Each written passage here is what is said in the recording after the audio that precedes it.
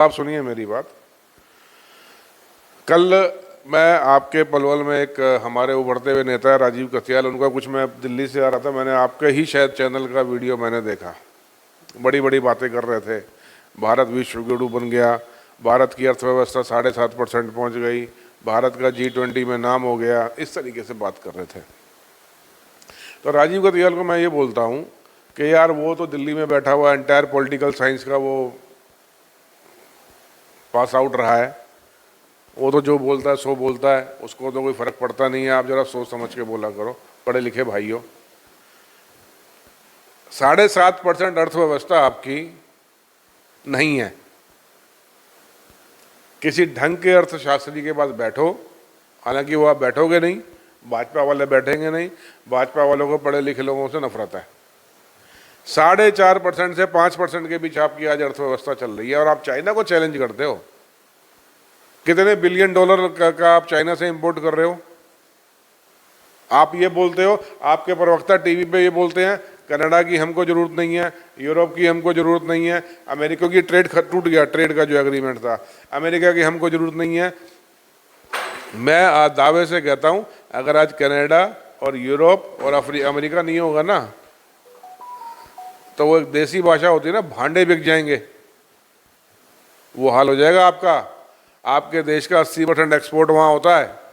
तो अपने इन मूर्खों को समझाया करो कि टीवी पे जो बोले ढंग से बोला करें, पहली बात। और आपको भी मैं राय देता हूँ राजीव कथियाल जी कि भाई कुछ जो ऊपर से एक राजा बोल देता है आपके यहाँ तो ये हाल है कि राजा बोला रात है, रानी बोले रात है, मंत्री बोले रात है, सैनिक बोले रात है, पर ये सुबह सुबह की बात है। ऊपर से एक लाइन आती है, आप बिना पढ़े, बिना लिखे, बिना उस पर रिसर्च किए सबके सब उस लाइन को बोलना शुरू कर देते हैं। G20 आज से जितने साल पहले शुरू हुआ था, 2001 में, ये जलवायु के लिए शुरू हुआ था, ये इकोनॉमी के लिए शुरू हुआ था, ये समाज में देशों में अच्छे माहौल के लिए शुरू हुआ था। ये ऐसा तो कोई कार्यक्रम नहीं था कि जिस तरीके से मोदी जी ने इसका प्रचार कर दिया। होता है रोटेशन। अब ब्राजील के पास चला गया, विदेशी मीडिया आपको लानत दे के गया है, विदेशी मीडिया आपको बोल के गया कि मोदी मीडिया के सामने नहीं आता है। मतलब और तो और मैं ना आऊँगा ना आने दूंगा। बेचारा वो बाइडेन साहब, जो बाइडेन साहब वियतनाम जा करके प्रेस कॉन्फ्रेंस किया, उसको प्रेस कॉन्फ्रेंस नहीं करने दी इन्होंने। मैं तो कह रहा हूँ, लोग सोशल मीडिया पे बोलते हैं कि मोदी जी एक बार रवीश कुमार को तो इंटरव्यू दे के देख लो, असलियत सामने आ जाएगी। मैं कहता हूँ मोदी साहब हमारे भूटानी साहब को इंटरव्यू दे दो, एक असलियत सामने आ जाएगी। अच्छा, हम बात क्या कर रहे हैं बताइए? हम किसान की बात कर रहे हैं, हम रोजगार की बात कर रहे हैं, हम अर्थव्यवस्था की बात कर रहे हैं, हम अच्छे माहौल की बात कर रहे हैं, हम भाईचारे की बात कर रहे हैं, मजबूत सेना की बात कर रहे हैं, चाइना हमारे सीमा से दूर रहे उसकी बात कर रहे हैं। ये सारी बातें में क्या गलती है भूटानी साहब? इसमें कहाँ लालच है? कुल मिला के ये बताइए कि आपने तो कमियां बहुत ज़्यादा गिनवा दी, इतनी कमियां गिनवा दी कि सुनते सुनते भी आदमी सोच लेगा कि बहुत ज़्यादा कमियां बता दी हैं। कुछ फ़ायदे भी तो हुए होंगे, ऐसा तो है नहीं कि नुकसान ही नुकसान हुए हैं। आपके अनुसार सारे नुकसान हैं, लेकिन फ़ायदा भी भारत को बहुत हुआ है। देखिए, ऐसा नहीं है, सरकार होती है तो कुछ ना कुछ काम करती है, किया है काम, एक रूटीन चलता है, काम तो होगा। कोई ऐसा तो है नहीं कि बिल्कुल ही घास खोदने को बैठे हैं। मेरे हिसाब से जो काम जिसको मैं मोदी सरकार या भाजपा सरकार का ठीक काम बोलूँगा, सोलर एनर्जी पे काम किया और ऑर्गेनिक खेती पे काम किया। और बोलिए, ये मैं अपना बड़ा ईमानदारी से आपको बोल रहा हूँ। और कुछ? और जो जेनेरिक दवाइयाँ भी दी हैं सरकार ने, वो भी बहुत अच्छा दी है। वो भी ठीक काम है, अच्छा काम है, लोगों का पैसा बचा है, अच्छा काम है। जो है उसमें कोई वो नहीं है। लेकिन उस आयुष्मान भारत स्वास्थ्य सेवाएं दी हैं, फ्री में दी हैं। नहीं, कोई फ्री में नहीं है सर, कुछ नहीं है। आई वॉश है, जिसके घर में स्कूटर होगा उसे नहीं मिलेगा, जिसके घर में फ्रिज होगा उसको नहीं मिलेगा, जिसके घर में टीवी होगा उसको नहीं मिलेगा, जिसकी इनकम इतनी होगी उसको नहीं मिलेगा, जिसका बैंक अकाउंट होगा उसको नहीं मिलेगा। बेवकूफ़ बनाया काहेगा आयुष्मान भारत? कौन सा आयुष्मान भारत? आयुष्मान भारत का लाभ मिल रहा है या नहीं मिल रहा, उस पर भी हम चर्चा कर लें। मैं नाम नहीं लूँगा, पलवल के एक बड़े नर्सिंग होम का नाम नहीं लूँगा अभी। किसी काम से मैं वहाँ गया था आज से 4 महीने पहले, आयुष्मान भारत का कार्ड लेके मरीज वहां धक्के खा रहा है, उसको मना कर दिया हम तेरा इलाज नहीं करेंगे। क्यों नहीं करेंगे भाई?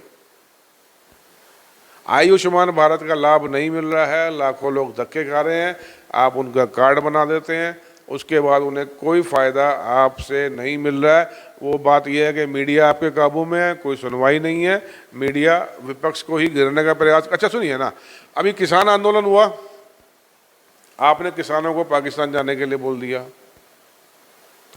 आप कुछ आम लोगों ने अपना मूवमेंट चलाने का प्रोग्राम किया, आपने उनको अर्बन नक्सल बोल दिया। दिल्ली के स्टूडेंट आपको भी प्रयास करते हैं आंदोलन करने का, किसी भी कॉलेज के, आप उनको आतंकवादी घोषित करना शुरू कर देते हैं। आपने छोड़ा किसको है? किसान आपने छोड़ा नहीं, व्यापारी आपने, व्यापारियों को आप बोल देते हैं टैक्स खाते हो, सीए को आप बोल देते हैं कि चोरी करवाते हो। आपने छोड़ा किसको है भाई? सीए आपने छोड़ा नहीं, वकील आपने छोड़ा नहीं, व्यापारी आपने छोड़ा नहीं, फौजी आपने छोड़ा नहीं, आपने अग्निवीर योजना ला दी। किसको छोड़ा है? तो क्यों उसके अगेंस्ट आवाज़ नहीं उठाई जाएगी, ये बोलिए। तो मैं अंत में कोई फ़ायदा G20 समिट का आपके सामने जो वो बोलते हैं विश्व में नाम हुआ है, ये हुआ है, वो हुआ है, एक रूटीन प्रोसेस होता है, प्रोग्राम चलते रहते हैं। हम भी इंटरनेशनल प्रोग्राम में जाते हैं, मैं भी साल में 2 बार 3 बार जाता हूँ विदेश में। ऐसे 20 प्रोग्राम हम अटेंड कर चुके हैं ट्रेड यूनियन के। रूटीन प्रक्रिया है, काम है। अभी आप एक चीज़ बताइए, मैं आपको दिखाऊँ, मैं तो मतलब हैरान हूँ। मैं 1 मिनट आपका लूँगा। हर 100 मीटर पे एयरपोर्ट के बाहर मोदी के 3 बड़े बड़े होर्डिंग लगे हुए थे। मतलब 4 किलोमीटर में 122 होर्डिंग मोदी के, और कोई नहीं है क्या? अटल जी नहीं थे, महात्मा गांधी जी नहीं थे, और कोई नहीं था? अरे आप छोड़ो, कांग्रेस के नहीं लगाने थे, अपने ही लगवा देते। उसके बाद सबको लेकर के आए, तो ये आ रहा है। जिस महात्मा गांधी जी को, बापू को, आदि धोती वाले को गाली निकालते हैं, गोडसे के सारे ये ठेकेदार आए तो उसकी शरण में ही। ये सारे के सारे विश्व के लोग गोडसे की पूजा कराने क्यों नहीं ले गए? गए तो बाबू के वही नाक रगड़ने, ये नहीं गए। क्यों नहीं ले गए गोडसे के यहाँ पूजा कराने? क्यों नहीं ले गए वो जो क्या माफी वीर सावरकर के यहाँ पूजा कराने के लिए? ये पूरा विश्व वहां सिर झुका के ऐसे बापू की समाधि पे बैठा हुआ था। ये नजर नहीं आता किसी को।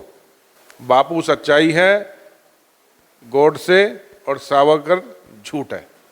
तो ये थे हमारे बीच में कामगार कर्मचारी कांग्रेस के नेशनल वाइस चेयरमैन और यूथ इंटेक के राष्ट्रीय अध्यक्ष संजय गाबा, जिन्होंने कहा कि G20 का सम्मेलन जो संपन्न हुआ है उससे भारत की साख बड़ी नहीं है, बल्कि विदेशी मीडिया में भारत की आलोचना भी हुई है। पीएम नरेंद्र मोदी को लेकर उन्होंने कहा कि केवल खुद को ही महिमामंडित किया, जबकि अन्यों को गौण कर दिया। साइड में जो आप देख रहे हैं YouTube channel, Facebook page, Instagram, Twitter handle, इसको आप लाइक करें, फॉलो करें, कमेंट बॉक्स में जाके एक प्रतिक्रिया दें। इस लिंक को ज़्यादा से ज़्यादा शेयर भी कर दीजिए। धन्यवाद। जय हिंद, जय भारत।